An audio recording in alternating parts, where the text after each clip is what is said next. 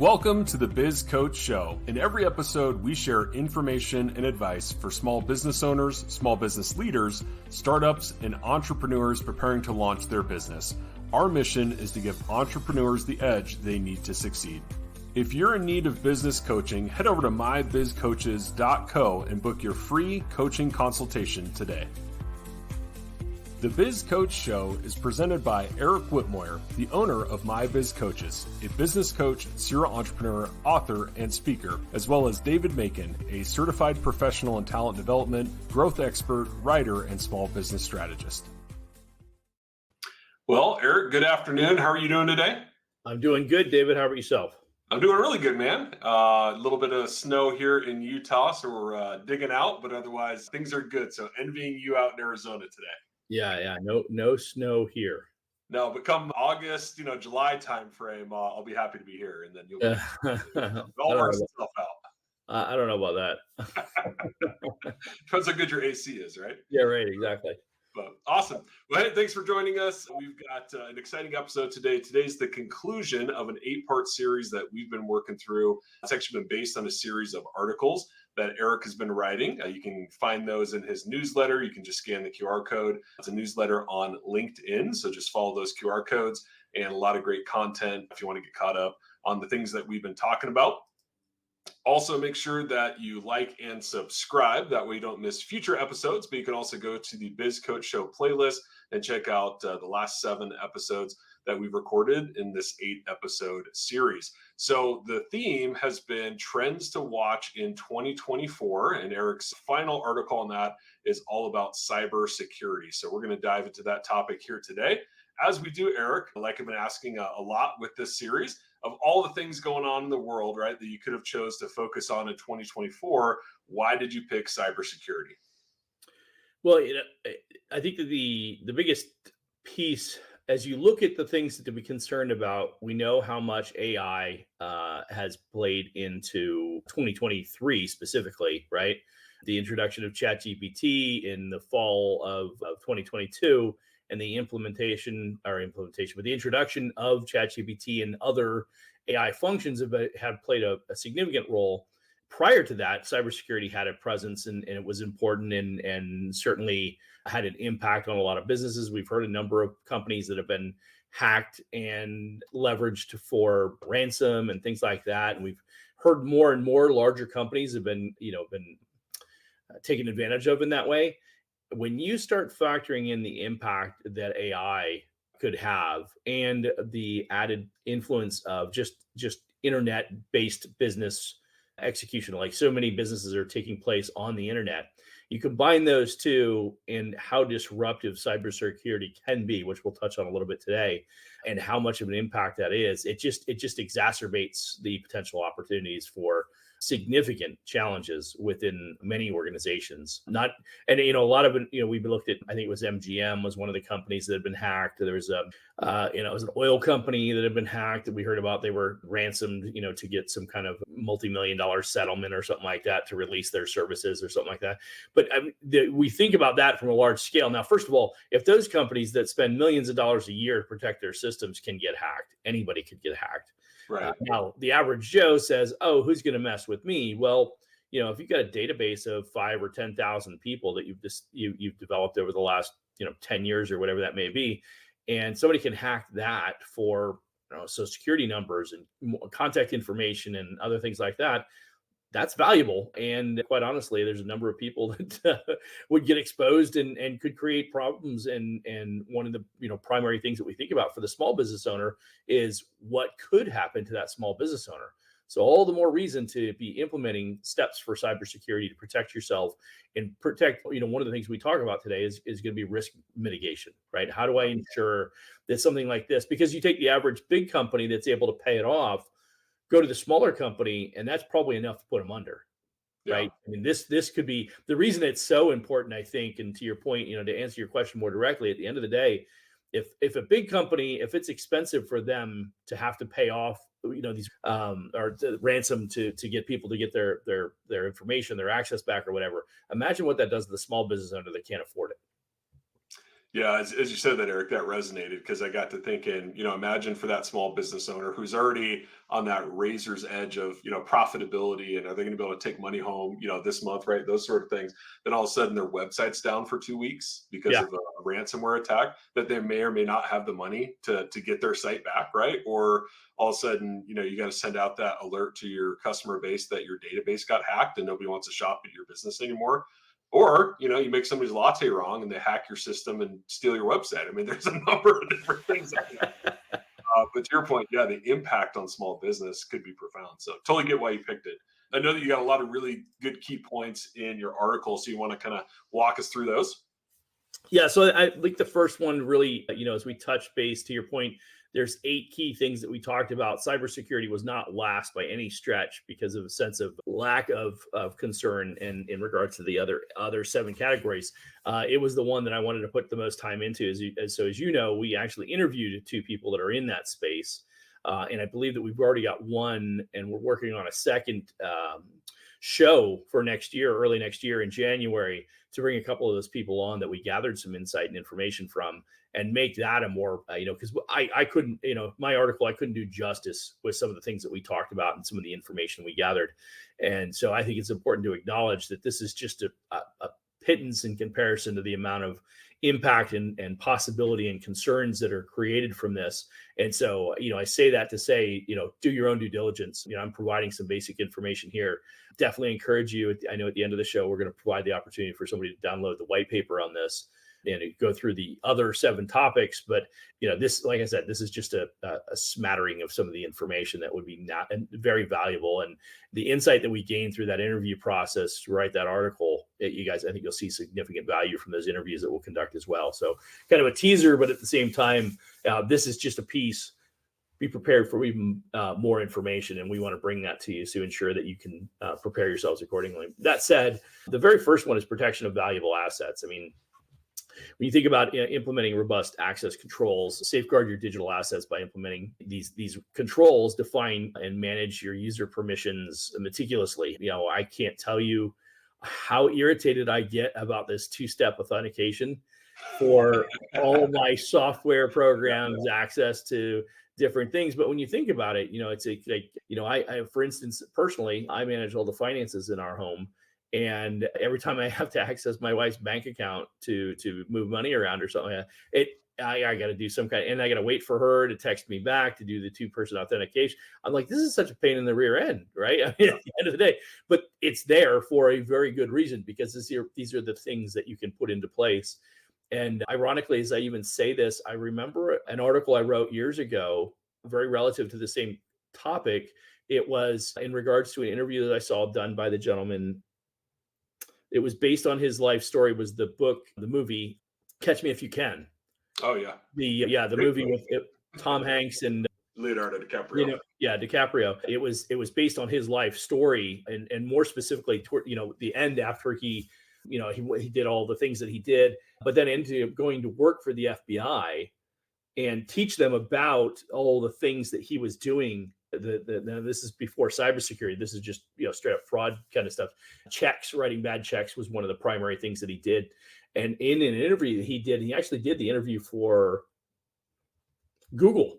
He was doing an interview, but some kind of talk to Google, and he was talking about these different things, and he was talking about just all the advanced technology that they were able to succumb and take over and gain access to these high level accounts and things like that. And it was just like, so you go back to 30, 40 years ago, and he's stealing bank routing numbers off of checks, so that they could pilfer millions of dollars.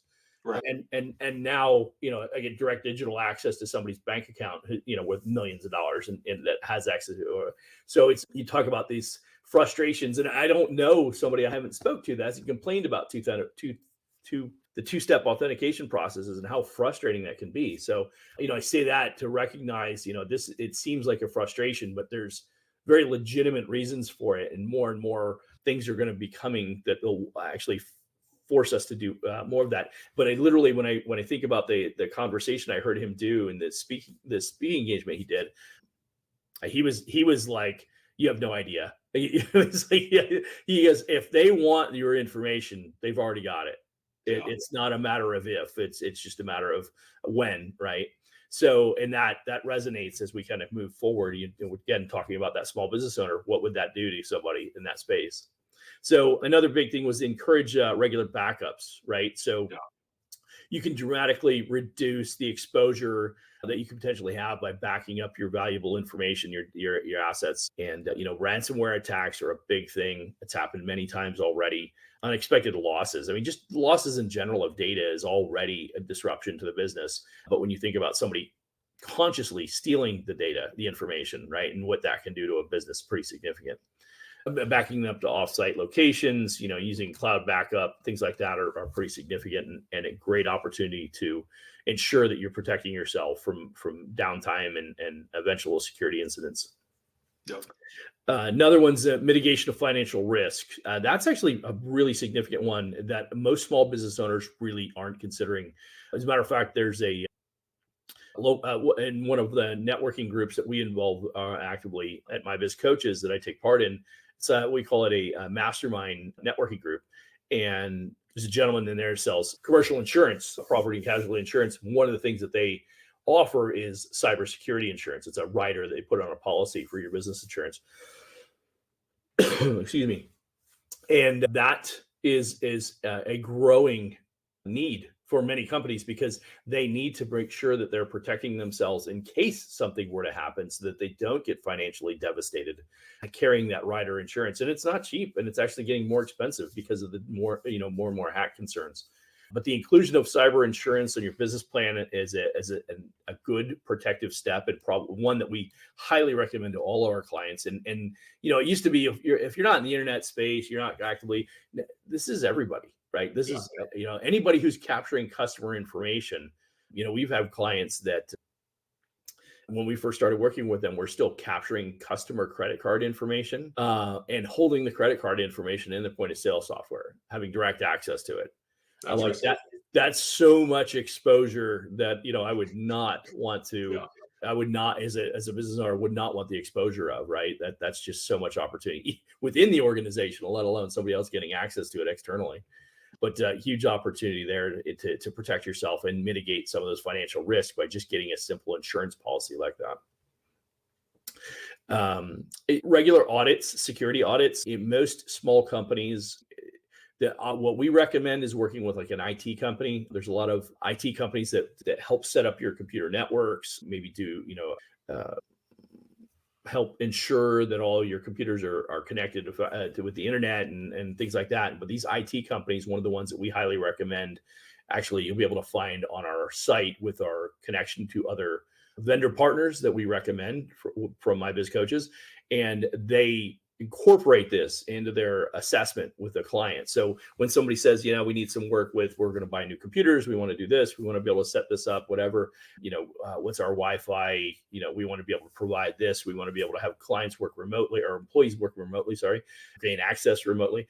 They want to make sure it's set up correctly. Well, these IT companies that we recommend actually have an entire process to help ensure that you're protecting yourself against any cyber hacks that you could potentially be exposed to, which is another great first step is to utilize their resources to come in and assess your company and help you recognize where you may be exposed.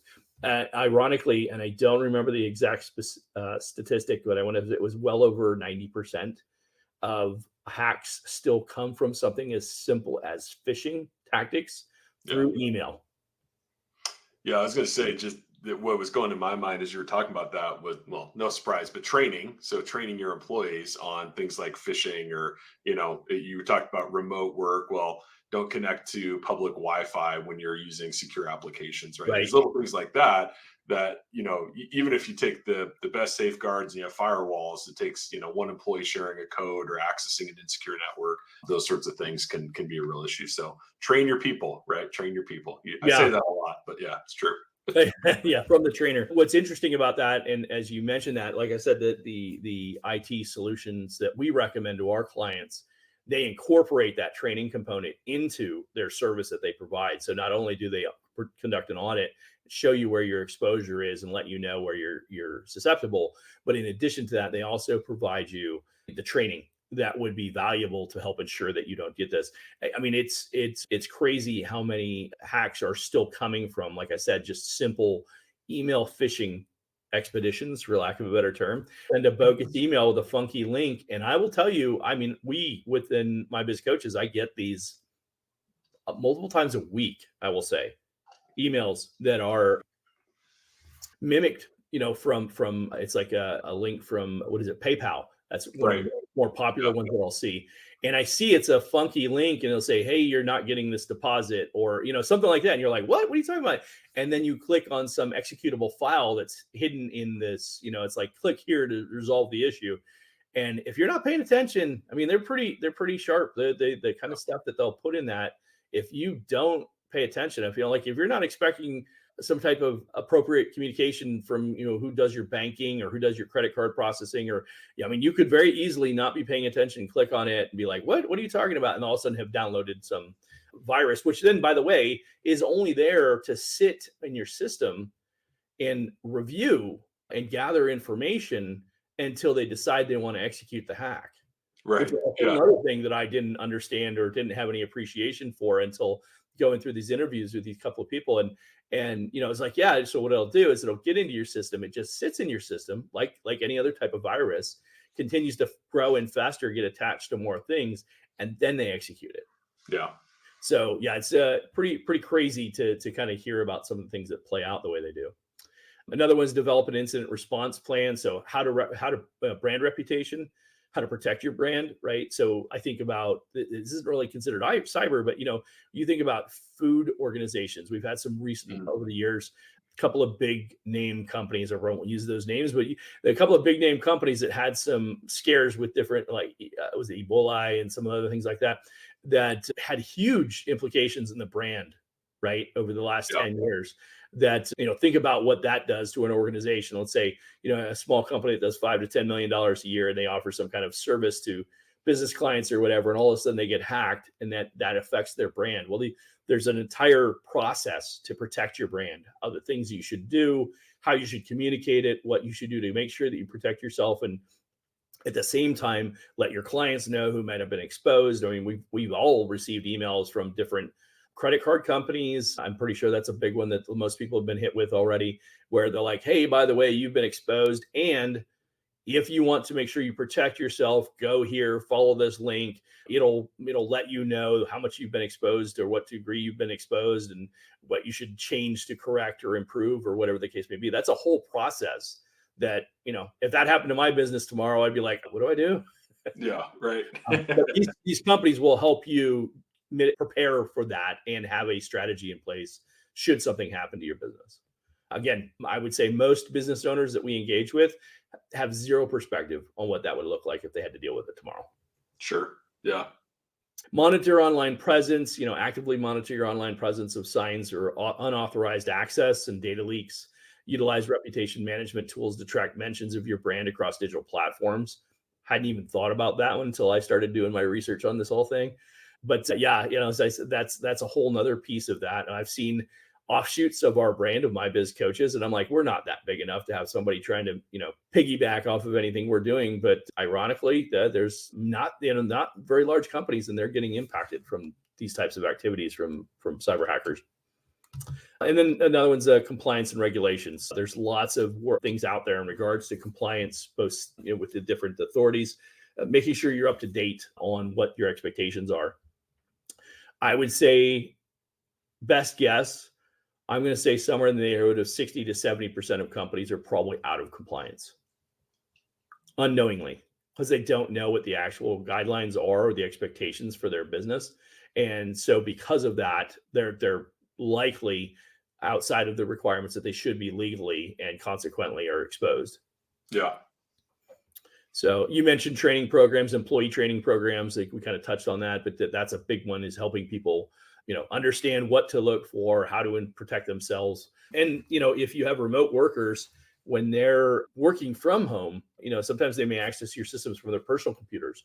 And how do you ensure, using a VPN or something like that to ensure that they're not exposing your network from their own personal PC, right? Right. fostering customer trust, right? And just things like this are going to help ensure that the customer trusts you when they engage with you, if they're providing information to you. So those are key points. And then secure platforms. We're building out, as you well know, we're building out platforms for our clients to be able to access, hundreds of hours of content. Well, whenever they access that system, there's potential threats for them when they engage if they're using their computers to access our system. So we don't keep anything of any significance on that system other than the hours of content that we provide, because Right. potential exposure opportunities, right? So yeah, anyway, so there's a number of different things that, like I said, when we first started this process and I was doing my due diligence, I got into it and I'm just like, man, I don't know that I could do service in this. It's like, Right. I Yeah. need to find some really sharp people that are in this space and help me understand, because there's so many implications potentially.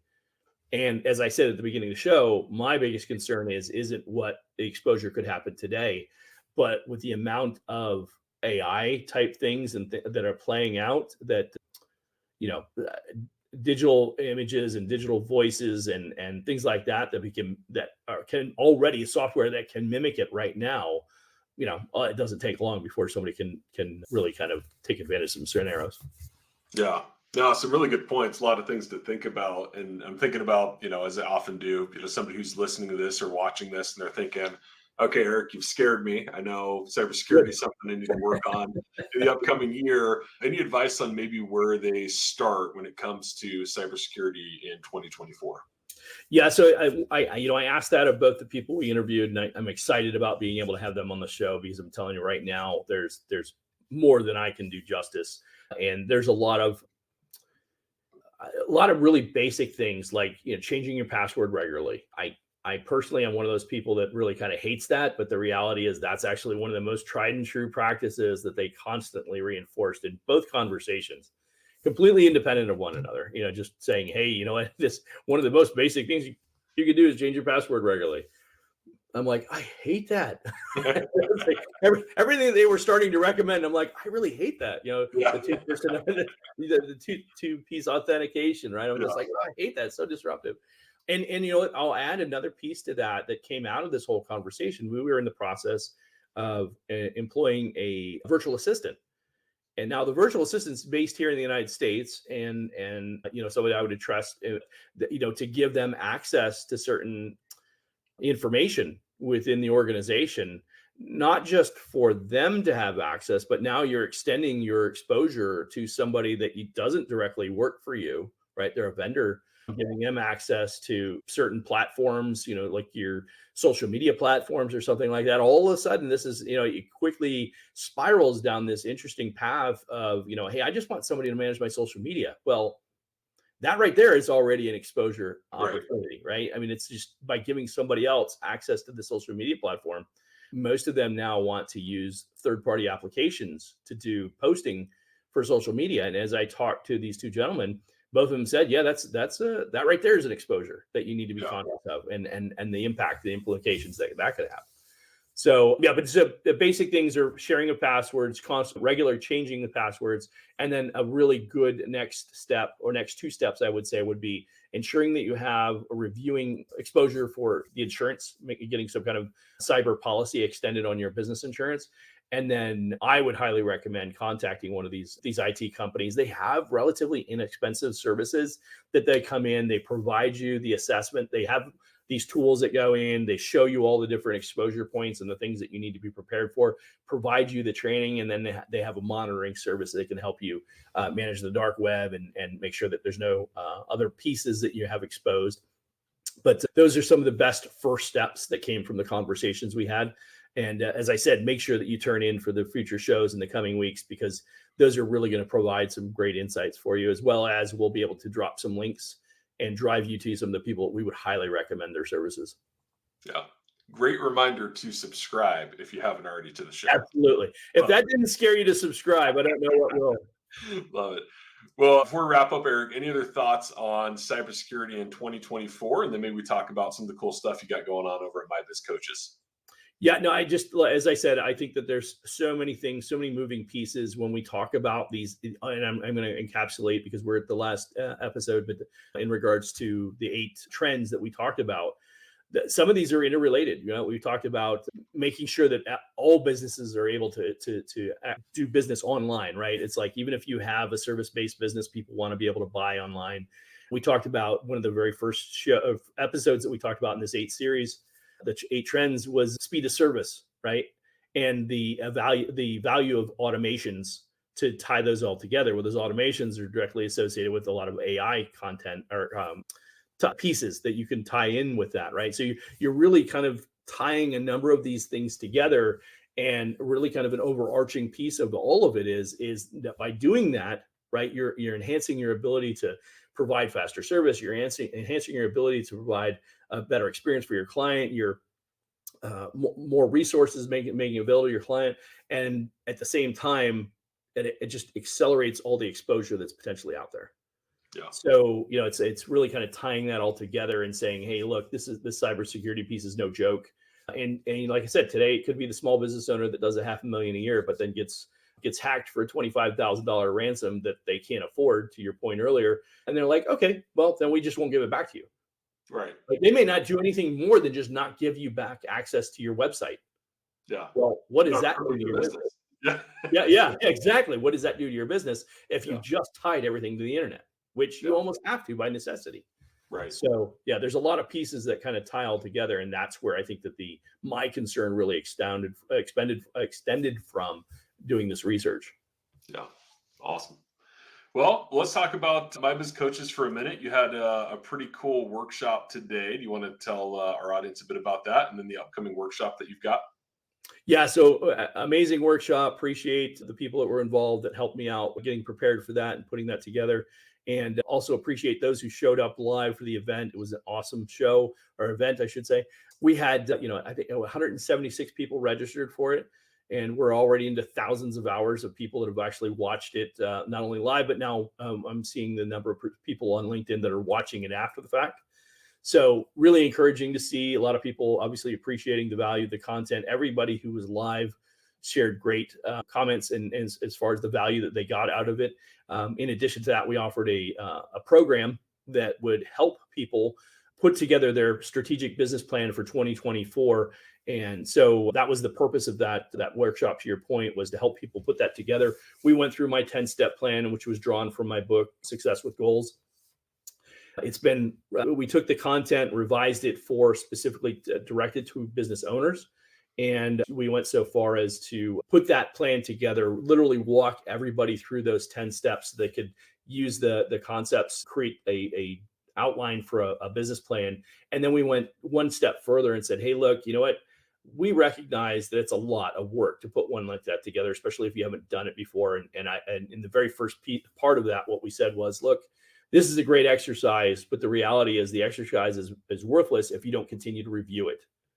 If you don't put out your strategic plan and then continue to review it monthly, weekly, daily, and challenge yourself, how are we progressing towards it? How far off base are we? What do we need to do to get back on track, right? If you're not consistently assessing it, as you know, things get measured, get results, right? You get the results that you want when you're measuring it consistently. And so we offered a program that said, you work with us for 12 weeks and we'll help ensure that you get your business plan put together and executed on. And we, over the 12 weeks, we'll go through each of the different steps, help you determine what's your business mission, make sure that's aligned with your values and your culture, and then introduce each of the steps each week over the course of 12 weeks to make sure you get it rolled out the way you want it to. And then we had an additional program, whereas if you wanted to continue to work with us throughout the course of the year, we'll help you make sure you stay on track throughout that. So I don't know David, if that's available, but we had the. Yeah, I was saying, it's too bad we can't offer that to our audience, can we? What a great opportunity to share that with them. There we go. But yeah, there you go. And in addition to that, for everybody, if you scan that QR code, you get a copy of my ebook, The Success with Goals. You get a copy of the worksheet that we use for each of the different goals that we develop. And one of the main things that we came away with was you can only have one specific breakthrough goal that we use for different sprints. So I encourage you to watch the video so you can understand some of the context of that. And then the white paper of the 8 trends that we talked about to watch for 2024. So you got the content, the material of the 8 trends, plus you can actually go back and watch the videos because we've done a show for each of the different articles that made up the white paper. And then there's the offer on the right, 40% off the 12-week plan for $297, or doing the entire year, plus get the business coaching and 300 hours of self-paced business content, to how to market and sales and cutting costs, everything you could possibly need to help get your business off the ground, all available to you for just $997 for the entire year. See, this is why you got to subscribe, because you never know when there's a great deal or a discount or a free workshop. So definitely got to subscribe. And again, you can just scan the QR code or the website right here, mybizcoaches.co/webinar, and you get the replay and all the cool deals there. So awesome. And you got another webinar coming up, right? Yes, sir. We got one coming up on January 5th. There it is.